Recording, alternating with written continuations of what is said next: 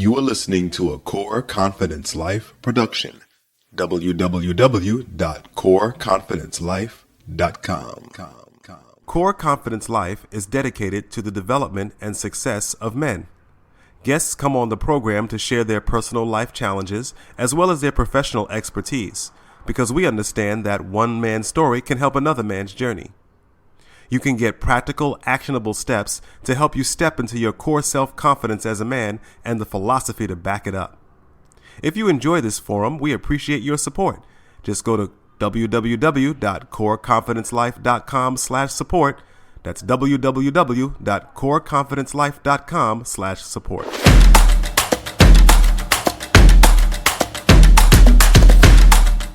Oh, BKB, welcome to the Core Confidence Life. I am your host, Dennis R. Sumlin, and here on the program, we're going to tell you about the two choices you have in life, in this Core Confidence Life. And those choices are either yes or no. That's right, yes or no. Are you going to choose failure in life? Yes or no? Are you going to choose success in life? Yes or no? Are you going to choose to allow your past to limit your future? Yes or no? So there's a whole bunch of other choices too that we'll be discussing here on the program. And away we go. By the way, I do have to tell you about the disclaimer. We might be using language that's commonly used by adults, right? If you are listening to us on Apple Podcasts, feel free to give us some feedback, right? Or you can go to the site coreconfidencelife.com and give us some feedback there on the program. You are listening to a men's development program, and here on Core Confidence Life, we help you transcend inner limitations so you can build core self-confidence. And we do that through personal stories, personal experiences, and professional expertise. And this show is no different, right? We've got a guest coming at you with a story about choosing yes or no. As I said at the top of the program, we've got two choices in life, yes or no. So we can choose to speak from our throat or speak from our chest and sound more manly and resonant.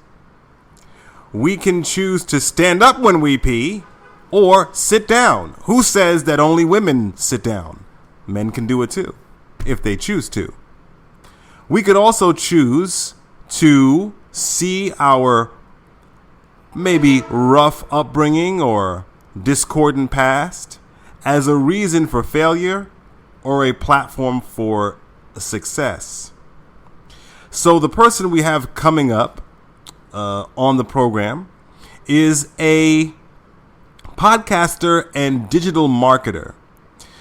But you know, those titles, podcaster and digital marketer, they're true. I mean, he's got a podcast and he is a digital marketer, and you'll find his links on the show page.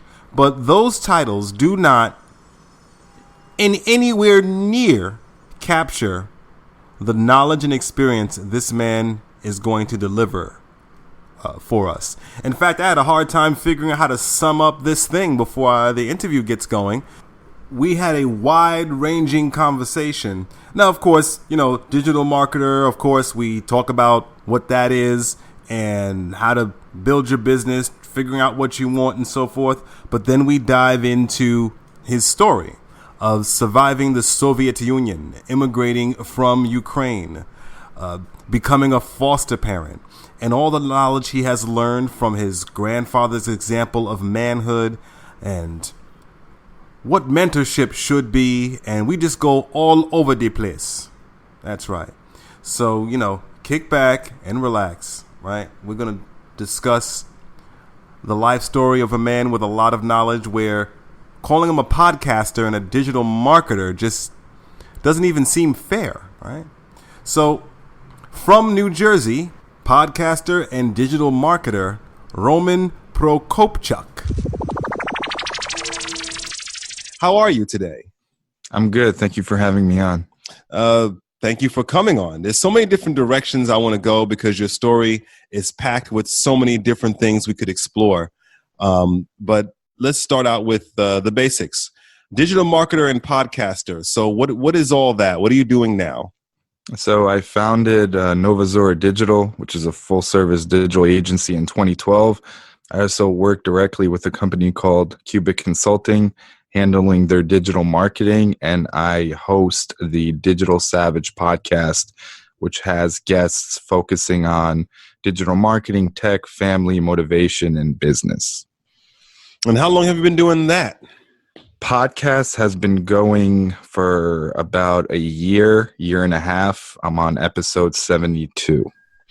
All right. Okay. So now you're a digital marketer now, but part of your story is how you got there and your rise through the struggles of your career and then the financial crash. So I'm kind of giving it away in brief, which that's for you to do. So let's talk about that for a minute. I'll talk about a little bit of your rise to becoming a digital marketer. What led you to that? So I graduated Rutgers University in end of 2007, beginning of 2008 with a degree in criminal justice. Right before then, I interned with the Secret Service on their counterfeit currency squad, had to attain a top secret clearance, which took like 6 months, which was a cool experience. But then I saw one thing that didn't really interest me is moving every few years to a different post. And the agencies I did apply to, the market basically crashed. So all government funding for state, local, and federal resources was cut as well. So that kind of left me for a few months down, just kind of doubting myself, having a degree, which a lot of other people had, and not an outlet to obviously work freelance or what have you in criminal justice. So I had a friend that had a company that I worked out a lot that saw I was looking for a job at the gym and basically handed me a packet. It was about search engine optimization and said, read this, go online, brush up on, strategy and tactics. So I took a month or two to basically learn that. And he took me on a full-time basis handling digital marketing for him. I was there for a few months and then put my resume out on job boards, and a company called LexisNexis picked me up, and I was there for about 4 years. And right after, I started my own agency, but worked at other agencies also. So basically, 40, 50 hours working at another agency and then building my own agency night and weekends. And so building your own agency, we talk a lot on this show about entrepreneurship. And so take us through what was it like to just kind of start on your own building that business, and what's some of the difficulties or struggles that you've had building your business? So I think everything that encompasses running a business, if you're the entrepreneur or solopreneur or CEO and you have other employees, it falls on you. So every success or failure ultimately in the end of the day is on your back. So some of the stuff that I had to learn or do on my own or figure out is some of the legal stuff. Should I, have a S corp or a LLC, or what kind of business formation? What building a website? Obviously, I had that expertise in terms of kind of development and design, but money was tough, so I had to do it myself. Which usually I'll have people do for me to save time. Had to market myself as well, so that takes time. Building a client base, touching base with former colleagues for referrals, networking. So I think the big thing is finding the time and being disciplined enough to do everything that you have to do and kind of build it out in terms of level of importance and have some kind of framework for your business as well. Because if you're going to follow a framework where it's like, let me throw everything at the wall and see what works, you're going to fail in a year or two. So Did you go through any difficulties or obstacles that kind of made you feel like, oh man, I don't know if I can do this. Like, this is kind of tough building this up here. What am I gonna do? Yeah, I mean, a few years in, I had a business through other agencies, so they would hire my agency out to do some of the stuff that they may have not wanted to do or they didn't have expertise in, and those contracts were on a month-to-month basis. So losing several of those contracts in a month and then experiencing that again was hard because you didn't know where like the next paycheck was coming from, or what it would be month to month. And it was tempting to get other offers and things of that nature because you didn't know when or if a client would stay with you or cancel, just based on the contract or what they were offered somewhere else. Yeah. So when somebody is building an entrepreneurial venture, like, just let's say if you met me and, hi, Mr. Roman, I want to build my own business. So can you give me some like quick steps on where to start from? Well, one is understanding what your expertise is. So you may want to, be the next, I don't know, basketball personality or start a basketball league, but you don't know even the rules of playing basketball. So finding what your expertise is and kind of doubling down on that. So not everybody is meant to do everything, but I think every person has something that they are good at, and building on that and building a business around that. So obviously, let's say you're good at woodworking or things of that nature and you want to start a handmade furniture company. Well, that may work, but if you want to do something else that you're weak in, I would not advise that. So figuring out if the business that you have in mind is logical and would make sense for you and would, keep you happy so you don't abandon it in a year or two. And if that isn't the case, finding what you are happy doing, what you are good at doing. And past that, starting a business plan, how to scale, where you want to be in 6 months, 1 year, 2 years, 3 years, so on and so forth, and getting kind of the internal framework. Okay, how and when are you going to build a website, setting up all your social media channels, creating your, business entity, getting all your documentation for taxes and registering within the state that you're in, or however your business is going to be formatted. So kind of the basics, and then understanding how you're going to get clients. Do you already have, some kind of pipeline for business? How are you going to explore it? Pricing, if it's a service or a product, and so on and so forth. So getting basically the ground foundation laid. Sounds exciting, but listen to that all at once, it could sound daunting. But so how would someone go out just to see what you think about this? How would someone discover, if they don't already know, how would they discover what they're good at? I would say just try if something you're interested in, or if you want to, gain additional skills in something. Obviously, the internet is an open source knowledge base. So if you do want to do something that you may not be doing yet, learn about it, try it yourself. If you haven't tried it, you don't know if you're going to be successful at it or if you like it. If it's like an activity, or you want to be, let's say, a yoga instructor or something of that nature, there's plenty of free things you can sign up on, let's say meetup.com, Eventbrite, sites like that, to go explore, network, ask other people that are doing it. So meetup.com is a good example. You can go to a meetup that's, focused on, I don't know, some kind of, the hemp and the, I guess, marijuana industry is growing, the marijuana oil or whatever, things like that. That's something you want to do. Explore people in the business, where it's legal, your supply chain, how are you going to do things, explore how people have dealt with it in the early days, because if you're getting into it now, it's a little easier. What are the restrictions, legality, stuff like that. So I would go and interview somebody that's doing something you want to do, or go and intern for them, or, go shadow them or mirror them for a day or two, what their day-to-day looks like. And if that's something you want to do, you can start slowly pursuing it. So it sounds like what you're saying is if you're not sure what exactly you want to do, you start with doing a little research, think about what you're gravitating towards, do a little research on those topics, find out a little bit more out of knowledge. And then once you settle on something, you can start diving into that field, maybe shadowing someone, maybe networking with other people who are already in that field to kind of get a sense on what it's like. And then you start working out your business plan from there. Exactly. And you don't necessarily have to jump, all in right away. If you have a situation that's favorable, that you're getting income from currently, and you can manage the time. Obviously, people have busy lives and have their own things going on. But if you can transition it, you can also transition into something, whereas jumping in it all in right away may be a little bit more overwhelming.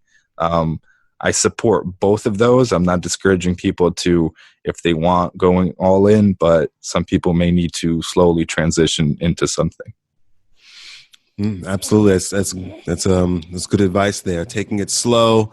Don't jump in and rush. Take your time, because building an entrepreneurial venture, it's brick by brick, really. It's not a microwave thing. It's brick by brick. So absolutely. So what's good about lives is that, sometimes you come on and you talk about business all day, and we forget that lives are not one dimensional. And so your life is definitely not one dimensional. You're not all about digital marketing. You have a lot of interesting things going on in your life. So for starters, one of the things that is interesting, and you can talk about this, how was it for you? You said you are a first generation immigrant from Ukraine. Yep. You came upon these shores, and so tell us a little bit about your immigration. What was and how was your arrival here, and how did it go for you since then? Yeah, I came over in 1990. I was born in Lviv, Ukraine. So when I came over, Ukraine was still under the Soviet Union, under that kind of Eastern Bloc. They gained their independence in 1992. So coming here, you needed a sponsor, either close or distant family that basically vouched for you and took responsibility for you financially for the first few months, basically giving the government a guarantee that if anything happened, you would be kind of the sole provider for the people coming over. In the process, then you had to go through Vienna, Austria, and then Rome, Italy, and then here. It was kind of this, weird kind of immigration route. So I stopped in Vienna for a few weeks when I was little, Rome, Italy, and then I came here, and we got an apartment, 2-bedroom apartment for 7 of us. It was my mother, my father, my brother, myself, my grandparents, and my aunt. So everybody just started working, and we managed to kind of, save enough money and get into something else. My parents moved with us to, another place. My grandparents and my aunt lived in another place, but it was right away.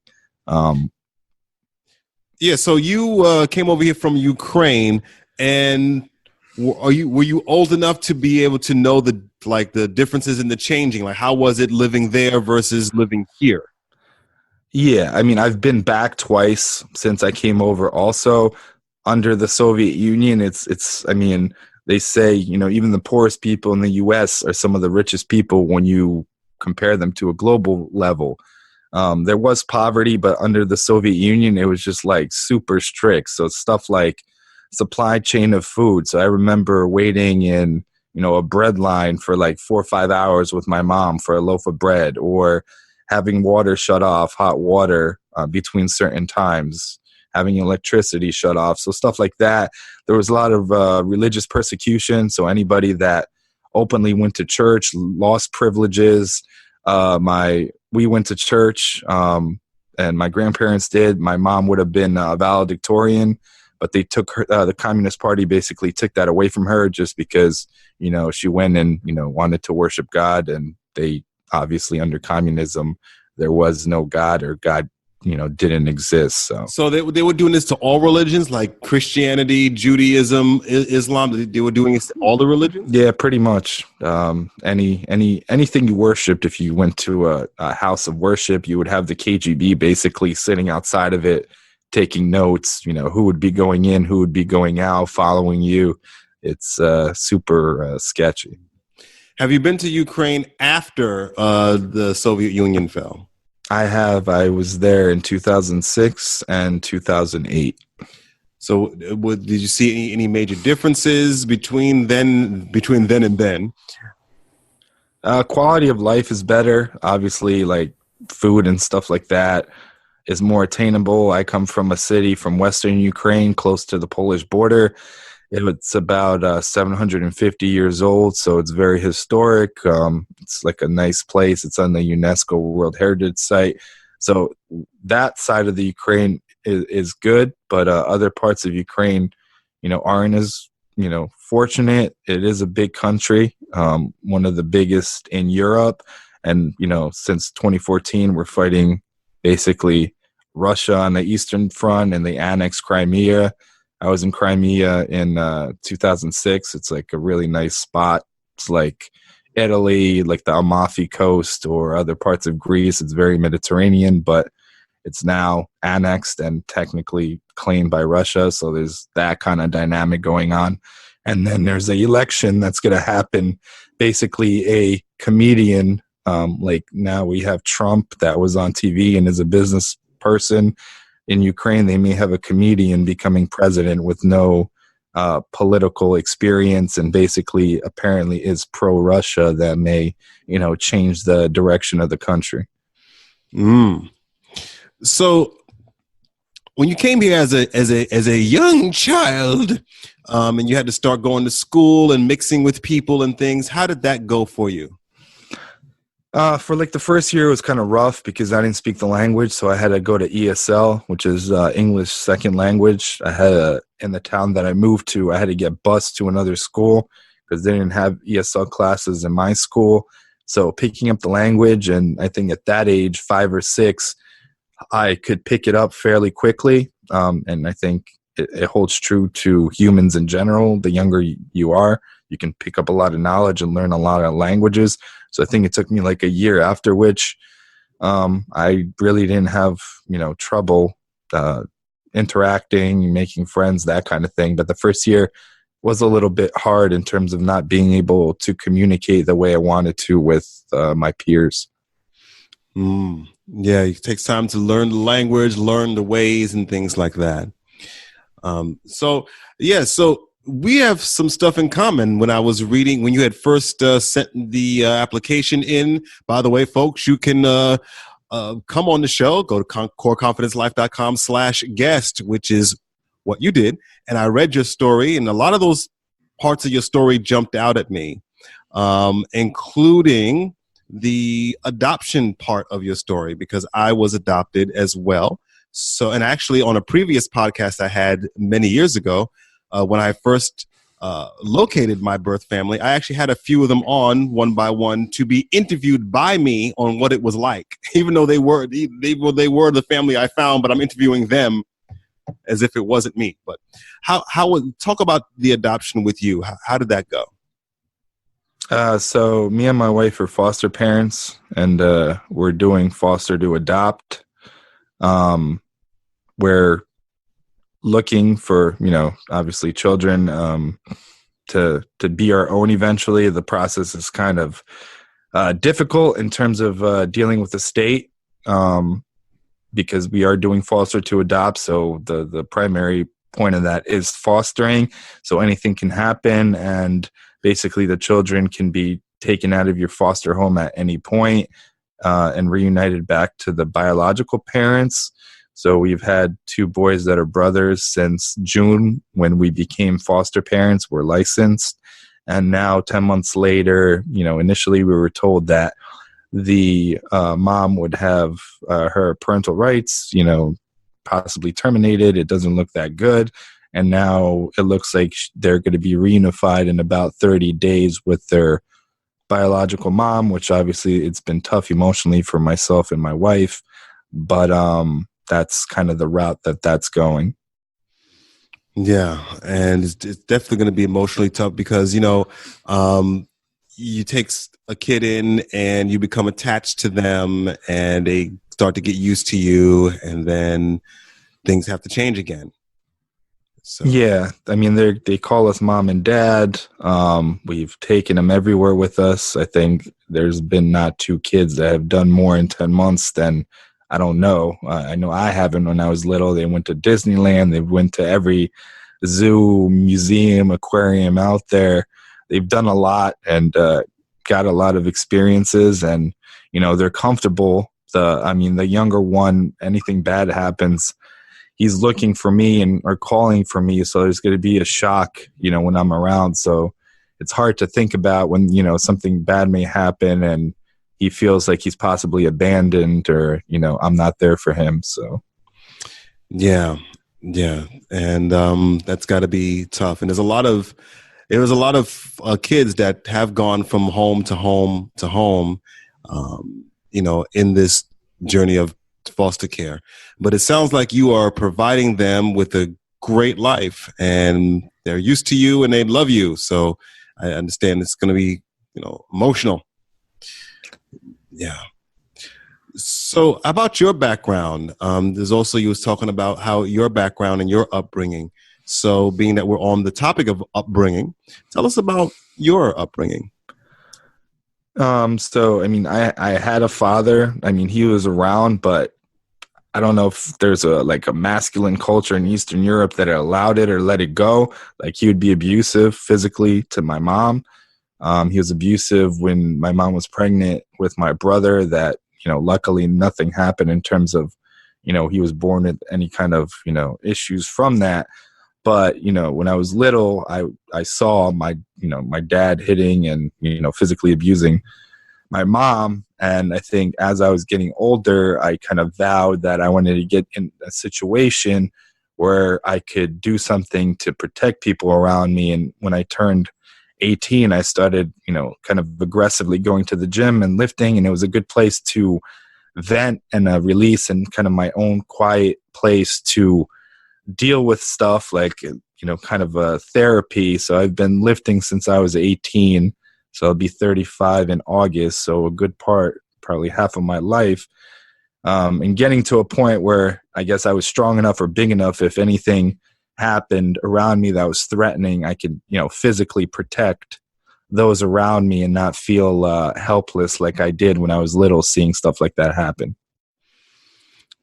So tell me about how, when you're growing up witnessing all of these things, before the bodybuilding, how did you feel on the inside? How did it really make you feel to have to watch that? Well, I felt messed up even as a child, but I think Eastern European culture, you're kind of taught indirectly not to show emotion. I guess, even the United States, usually men are told, men are strong and tough and not to show really emotion. So I kind of kept it in and never really talked about it other than, going and speaking to people about it later on and just dissecting how he was or how he did, the fact that he was very narcissistic. And, what he did obviously was wrong. And it wasn't my fault. It wasn't my mom's fault. It wasn't anything around in terms of the environment. It was just simply how he acted in Ukraine while we were there. And when we came over for the first few years, in terms of, he thought that was okay to do. So. Yeah. So you bring up something interesting about, you mentioned, is it a masculine culture thing? So being that your father was doing these things and you're growing up with a slightly different culture than the U.S., how did you learn about manhood? Did you feel you had a good example on what manhood was or what a man is? And how about you? What's your level of sense of manhood and how'd you come to that? Yeah, I had actually my grandfather, sadly, he passed away 6 weeks ago. He had a stroke and he was in the hospital for about 8 days, end of February, and passed away last week of February. So he basically was a integral part of raising me and being a male role model for me. I remember when I was little, still in Ukraine, he would get home from work from like, long shifts. He worked at a furniture factory, and he would, come out with me and take me for walks in the park next to our house. Would, read to me, take care of me. He was, I guess, great father, great husband. So he kind of painted that for me, how, I should be, if somebody to look up to, he would be the person that I would look up to. He worked and retired in Ukraine. And because we came here and obviously, we had to make money and survive. So he basically came out of retirement, and at like 50, he was like 55, 56, started working here, and he did construction till he was in his 70s, basically roofing. So dudes that came over to make some extra money from Ukraine and other parts of the world would quit this job because it was a hard job. You'd be in 100-degree weather on the roof, like the tar would be sticking to, your legs, your arms, kind of singeing your arm hair, leg hair off. So he had no arm or leg hair at that point. In the winter, when it's cold, he would be on the roof. He did that for almost 20 additional years, which I respected in terms of the work ethic and providing for his family. And he never complained about anything. He worked 6 days a week. He went to church on Sunday. He would just be there for his family and always upbeat and happy. But in terms of kind of my view, I think I'm somewhat in touch with my emotions. I've come to terms with stuff that's happened, like, seeing the stuff with my father and stuff like that. I am expressive for the most part, but I think I do keep stuff in as well. I think it's all right if you're, a guy and you're feeling bad or whatever. Like sometimes if you have an emotional, event, it's not bad to cry. My grandfather passed away, seeing him in the hospital bed, I broke down in tears. So I think showing emotion is valid, and it doesn't make you any less of a man, or keeping emotion in doesn't make you any more of a man. So I think understanding yourself and being open with your feelings and who you are is important for any guy out there. So you mentioned that in this process that you've come to terms with some of the things that's happened in your past and so forth. So when you say come to terms, what do you mean? How did you get to a point where you've come to terms or come to a certain level of peace with it? What was that process like? I come to terms mainly that it doesn't bother me, or it doesn't hinder me from doing something or discouraging me from doing something. Because I know some people that have been through traumatic things, either they've seen it or it's been done to them, where they feel, like worthless or not good enough, and they doubt themselves or question themselves when they want to do something in life, talk to somebody, build some kind of business relationship, whatever it be. They lack the confidence to do so because something is holding them back. So I talked with my family about it. Sometimes, I've talked to, therapists about it just to get different points of view. And they basically said, well, you really understand like the situation at this point. Do you think that you may want to be a therapist at some point? You basically just analyzed yourself and broke it down. So I think as you get older, and if you come to terms or learn how to, cope or deal with emotions or stuff that's happened to you, that I guess time and your age kind of heals some of it. Or as you're getting more mature, you're becoming more and more able to deal with it on an emotional level and not let it affect you or affect your relationships or, business or what have you. So has a lot of these past traumas affected you? Did it affect your self-esteem, self-confidence? Did it affect your intimate relationships, friendships? What kind of impact, if any, did this have on you before you were able to kind of like, balance everything out? I was sad about it for a while. I was sad that even though my father was present, he wasn't much of a dad. He never came to anything in terms of sports or any events, or was never there when we needed him. Like I said, I would, go to my grandfather. he would show up to some of my games, my grandparents, my aunt, my mom, and that was kind of my support system. So I understood who my support system is. I mean, in that time, I think growing up, I was kind of angry. So I would be like quick to anger, not in terms of violence, but just getting loud and angry, and getting upset very quickly. And some of that was because holding some of that pain in from seeing that abuse and stuff like that.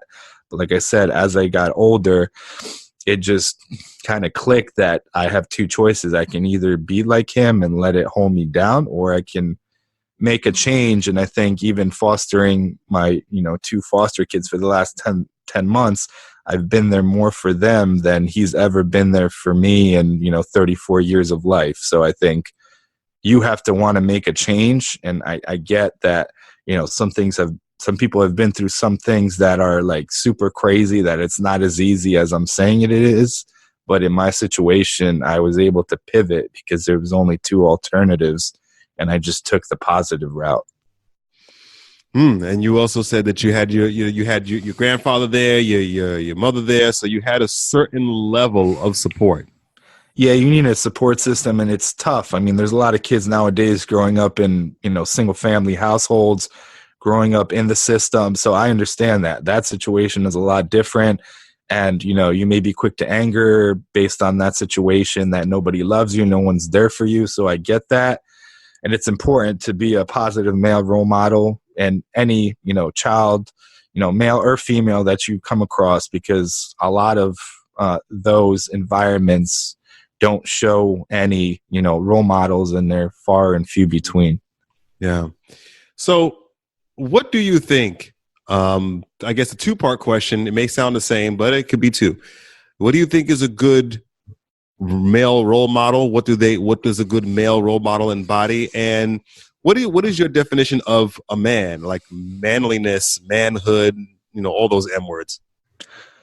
So I think a male role model is what kind of fits to you. Obviously, a lot of kids when they're little gravitate to athletes, maybe actors, but they should be looking at people like, in their community, police officers, firefighters, doctors, pastors, people that, exhibit some level of, strength in terms of what they do. They try their best. They're positive. They impact those around them. They, act in a civil manner in terms of, the way they conduct themselves. They're trying to leave some kind of a legacy. They're there for other people. Other people are more important than themselves. And I think kids looking up to athletes and stuff, you see all that, like a lot of athletes, I think, lose their minds when they get some of the money, because they're not coming for money, and they don't have a strong support system around them. So they fall into drugs, they fall into crime. And, some kids look at that and, when I get money, that's all right. I'm getting like, the cars, the money, the girls. If you're going to, live that lifestyle when you get successful, that's going to end real quick. So I think finding, a role model, somebody that you connect with, like it has to be pertinent to you. So not everybody's going to have the same role model or the same qualities in a role model, but all those qualities should be positive. And I think personally, like a role model would be my grandfather. He worked hard. He sacrificed some of the stuff that he wanted to do for his family. Everything. He was selfless. He did things for his family over, anything else. He retired and then unretired to a job that was super tough, for making kind of pennies on a dollar here to support his family, feed his family, help his family and family members through school and other situations. And basically being there, I think being present. A lot of people, like, it's cool. You have an athlete, but you have like 10 kids with 10 different women. So how are you with, being there for any of those kids? So being present and just being there and spending the time and investing the time, I think, is what makes a role model as well. Okay, so are those are the same things that make a man? Like, what's your definition of manhood and, manliness, stuff like that? I mean, manhood, it's I guess it's different for every person. I mean, for me personally, what it is to be a man, I think is, having the strength to persevere, being there for my wife, being a good husband, being a good father, treating everyone around me with some kind of level of respect, and expecting more from those around me. I've been in a lot of situations recently where people don't expect a lot from themselves and just have a crappy attitude or a crappy level of commitment in terms of what they offer. Some people dealing with, the foster care system where it's just a job, but you should pride yourself in what you do, and what you do or what you put out there should be reflective of you as, a man, as an individual in this world. And I think leaving a legacy and being, just a strong person, not necessarily physically, but mentally, emotionally, being well-rounded and kind of being able to weather the storms of life as they come. Oh, absolutely. Absolutely. So, there's a question I had for you. Oh, do you still bodybuild? I know you got onto that because of trauma, but is that something you do currently still? Yeah, I mean, it's healthy. I stopped trying to go, I guess, for more muscle. I try to do more cardio, like lighter weights, just for deterring injuries, because I still like to play, basketball, do other sports in my leisure. So stuff like that avoids injury, but it's still a good place for me to go clear my head. It's one of the places that is kind of my quiet time. So for the 45 minutes, hour that I'm there, I can just, not look at my phone, just be focused, do what I have to do, and leave. So at this point, it's not like what it intended to be when I started, to, being tied with like abuse and seeing abuse and being more of a protector, which I don't mind, being if the situation arose. But now it's more for, as I get older, it's to stay in shape and be healthy. And that actually makes me think of another question. Do you have any consistent routines? Like that's one of them, is working out, and that gives you a chance to kind of disconnect and regroup. Do you have any other routines you use, or ways that you relax or let off steam? I read, or I try to listen to like one audiobook as I'm doing something, at least one book a week. Granted, when you're listening, you're not as processing every single thing, but when I have like a good quote or a good saying or a good point, I'll write it down. I have a journal, so I try to write a little bit or jot down. It's more of an agenda. I try to use a physical planner versus electronic digital one. I think it keeps me more focused and more responsible. And I have basically all my appointments on one side and what I have to get done, and the other is kind of a notes section for the week. So I jot down notes, things that I may have heard, worthwhile websites to visit for something that I can get out of them, and I kind of try to do that on a day-to-day basis as well. Excellent. So do you think that, I mean, you talked about your foster kids, and presumably you are a registered foster parent. So do you ever think you're going to pursue adoption with another kid or two, or is that what's in your plans for the future? Yeah, I mean, our home is open, so, God willing, they stay with us. But like I said, in 30 days, they're most likely going back. So the next placement we get is still going to be a foster to adopt situation. And, we've explored just straight adoption, but some of the situations are very sketchy in terms of adoption from overseas. And then there's a lot of, loopholes and things of that nature in the United States as well. There's situations where, women are pregnant and go to adoption agencies even before the child is born. That actually happened. I'm in this kind of support group for people that foster and have adopted or looking to adopt. So basically the couple basically was going to get a child from New York. And the law is in New York is if like you change your mind as the mother that you gave birth and gave your child away in like 72 hours, they reverse it. So that's actually what ended up happening. They got the child for about 2 days, and the biological mom, when, all those emotions and hormones kick in, as a parent, when you give birth, she basically reversed it, and they basically had to give the child back. So there's crazy situations like that as well. Sounds like a lot. And, so I've seen some of this too, working as a mentor around the foster care agency. So interesting. So you definitely sound like you have a good head on your shoulders. You sound like you had a lot of support during the times you've had trauma. You sound, like you have a decent level of confidence, like a decently confident man. So how, if you can tell maybe one or two, maybe three, if you want to go for the gusto, like 3 actionable steps, what can someone do today to feel more confident, to feel more balanced, I suppose, or whatever the word might be, to move through their past trauma with with a clear head? What's some of your advice? I would say one thing, like on a daily basis, take time, whatever time you have to meditate or just time for yourself.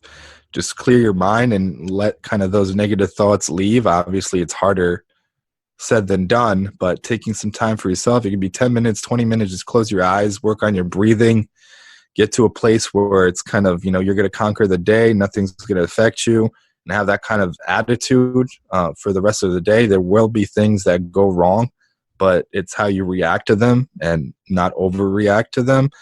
I think another thing is reaching out to people or situations that still may be bothering you, people that have, wronged you or hurt you in some way, and some people that, maybe friends or family that have done that. It may not be like a very dramatic or hard hardship, but, maybe they've upset you and you're just harboring it. If you don't want to speak to the person or people, or you haven't, if it's, a parent that you haven't talked to for years, I would just kind of jot it down how you feel and send it to them, or even write it down. Just the act of writing it releases a lot of that anger and resentment and negative thoughts. And if you don't have a support system, find one. You may not have family or friends that are positive, or like the situation you may be in is not positive now, but go out there and surround yourself with positive people. I know for earning wise, they say your income or whatever your net worth is your inner circle. So like the 5 closest friends around you. I think it's the same thing for how you feel and how you perceive yourself and how you deal with things. So finding positive people, finding people that are on a kind of the same trajectory that you are on, or finding people that are in a place where you would like to be in a year, 5 year, 10 years, and just, try to enjoy life. As long as you're breathing, you can still change your situation no matter what it is. I think it's simple as that. Sometimes you may feel it's not, but as long as you wake up, whenever you wake up, you can make a plan to, change the direction of your life, regardless of the circumstances or the cards you've been dealt in the past. Definitely. So how can someone listen to your podcast if they want a support network, if they want to become an entrepreneur and stuff like that? So tell us about your how can we contact you on your podcast? Do you have a website, things like that? Yeah, you can find me anywhere on social. If you Google my name, if you go to novazoradigital.com, if you can email me at digital savage experience podcast at novazoradigital.com. You can head over to the podcast. It's on every major platform. I have a lot of interviews there. I have a lot of personal thoughts and feelings. A lot of the first episodes was commentary from me about different marketing strategies, how you can, create a business, how you can market your business if you're by yourself on a budget. I speak a lot about what I've went through in terms of the foster care system. So you can listen to the podcast. Feel free to, leave feedback if you have a story to tell. I always welcome guests, because I started the podcast also as a platform, because there's some podcasts out there that they, start getting big and they only accept guests of a certain caliber or the caliber they're looking for. But I kind of vowed, regardless of where it goes or how big it gets, if you have a story to tell, I want to be a platform that helps you get that story out. Absolutely. Similar to what we're doing here. This is a space for men to come on and talk about, their personal struggles and give advice and just, get deep. So sounds like you're doing something similar, even though yours is a marketing show.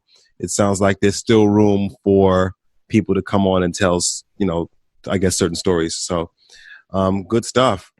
Thank you for coming on the program today. This was great. It was great. Thank you for having me on. Thank you for listening to the Core Confidence Life podcast. I am your host, Dennis R. Sumlin.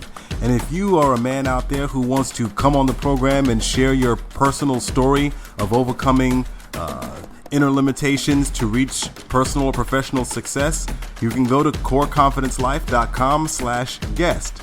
That's coreconfidencelife.com/guest. If you are an expert in the men's development field, you can also do the same. We want to hear from you as well. coreconfidencelife.com/guest.